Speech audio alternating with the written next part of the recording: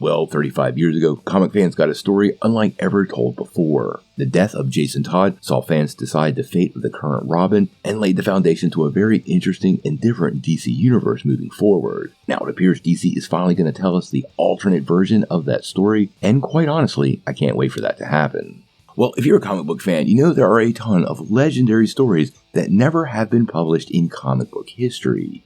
We've heard tales of many of these books, but quite often they're put on a shelf somewhere and fans never get to see them. Now, one of the probably most iconic never-told stories is about to be published, as DC Comics announced a facsimile, Fauxsimile, reprinting of Batman 428. Now, Batman 428 was issue 3 of Death in the Family, and this is the issue that Jason Todd actually dies.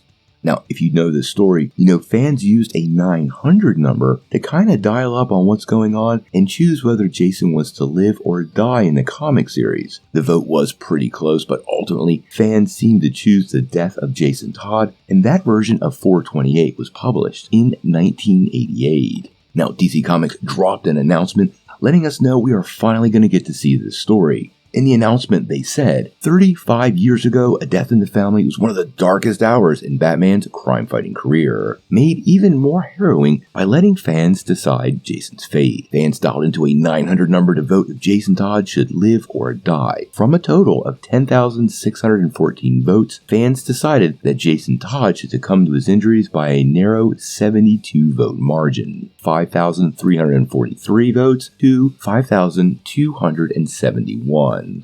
Now, fans did indeed choose to kill off Jason Todd by just 72 votes, although there is some conspiracy theories surrounding that, but that's for a different video. Now, if you know the comics, decades later, Jason was revived as the Red Hood, and ever since then, he's had a rather tense relationship with Batman. Now, given what's happened in the recent Gotham War storyline, where Batman basically brainwashed Jason, this is a pretty interesting time to finally tell the alternate version of the story. The book itself drops on December the 12th, and quite honestly, I'm in the front of the line to get this book. The original one included the creative team of the legendary Jim Starlin, artist Jim Aparo, colorist Andre Roy, inker Mike DiCarlo, and letterer John Costanza.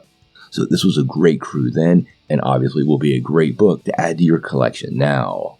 How Jason survived these injuries? Well, we're going to have to wait and see.